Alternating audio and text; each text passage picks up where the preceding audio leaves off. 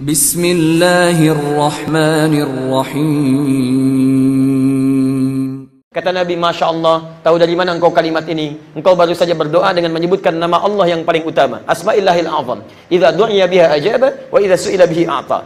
Kalau disebutkan berdoa dengan nama itu pasti akan dikabulkan, kalau meminta dengannya pasti akan diberikan. Baik, berarti ini ada dua pertanyaan. Pertanyaan pertama, doa secara umum, ya kan? Yang tidak harus di dalam sholat. Yang kedua, doa khusus di dalam sholat yang dimaksudkan dengan doa kunut. Baik, persoalan pertama tentang doa berjamaah, diantaranya bisa ditemukan di hadis riwayat Al-Bukhari, nomor hadis 805, 806, kemudian redaksi yang sama di hadis Muslim, nomor hadis 583. Hadisnya disandarkan pada sahabat Nabi, ya sahabat Abdullah ibnu Abbas radhiyallahu ta'ala anhuma.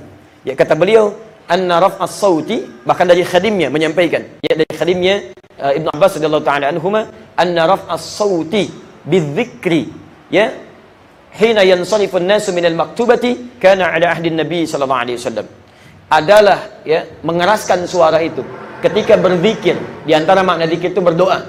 Dari mana taunya? Quran surah ke-7 ayat 205. Wadhkur rabbaka, kan? Fi nafsika tadarruan wa khifatan wa dunal jahri minal qaul. Kan wadhkur, dan berdoalah, berzikir. Jadi doa disebut dengan zikir, salah satu kalimatnya. Jadi di zaman Nabi sallallahu alaihi wasallam, kata Ibnu Abbas, mengeraskan suara dalam berdoa atau berzikir atau bertakbir itu ditemukan di awal-awal masa Nabi sallallahu alaihi wasallam. Ingat cara menerjemahkannya.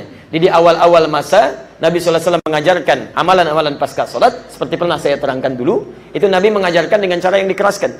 Dikeraskan. Sampai kata Ibnu Abbas radhiyallahu taala anhuma, saya tidak pernah mengetahui akhir dari salat in qada'us shalah kecuali ketika mendengar kalimat takbir yang dikeraskan. Ya. Nah, kemudian setelah itu Nabi membacakan apa di antara doanya? Ya, ada yang beliau bacakan, misal hadis riwayat Muslim nomor hadis 591, Allahumma antas salam wa minkas salam tabarakta ya dzal jalali wal ikram. Ibnu Majah nomor hadis 925, Allahumma inni as'aluka ilman nafi'a wa rizqan thayyiba wa amalan mutaqabbala.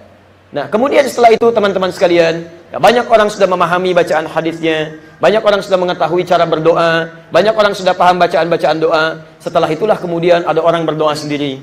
Ya, ada yang kemudian membaca, sampai-sampai ada yang pernah membacakan begini, Allahumma innaka antal ahad as-samad alladzi lam yalid wa lam yulad wa lam yakul lahu kufuwan ahad. Allahumma ighfirli, ya Allah, hamba mengikrarkan engkau adalah Rabb yang layak untuk disembah, tidak ada Tuhan selain engkau, yang dijadikan tempat berlindung, tidak diperanak, tidak diperanakan, tidak ada sekutu bagimu. Ya Allah, hamba mohon ampuni dosa hamba. Terdengar oleh Nabi, kata Nabi, Masya Allah, tahu dari mana engkau kalimat ini? Engkau baru saja berdoa dengan menyebutkan nama Allah yang paling utama, Asma'illahil A'zam. Idza du'iya biha ajaba wa idza su'ila bihi a'ta. Kalau disebutkan berdoa dengan nama itu pasti akan dikabulkan, kalau meminta dengannya pasti akan diberikan. Jadi dia berdoa, nggak diajarkan oleh Nabi, tapi doanya dia bacakan, mengambil kalimat-kalimat umum dari Nabi. Kata Nabi, bagus doa itu. Terjadilah peristiwa, ada orang berdoa, kencang doanya, Ya Allah, Ya Allah, Ya Allah, Ya Allah, sampai memberikan pengaruh kepada yang lain. Sampai turun ayat di sini, karena saking kencangnya, bisa mengganggu orang lain, bisa menyebabkan orang tidak khusyuk. Maka turunlah ayat di Quran surah ke-7 itu ayat 205. Wadhkur rabbaka fi nafsika tadarruan wa khifatan wa dunal jahri minal qaul. Dan sebutlah nama Allah, berdoalah, cukup sekarang dalam hatimu saja. Tidak perlu terlampau kencang-kencang sampai bisa ganggu orang lain. Cukup berdoa dengan lirih, khusyuk, sampaikan permohonanmu. Ya, bahkan di ayat lain engkau tidak berdoa kepada zat, ya dalam kalimat-kalimat hadis, ya yang tuli, yang tidak bisa mendengar, cukup sampaikan, Allah Maha mendengar bahkan sebelum itu disampaikan.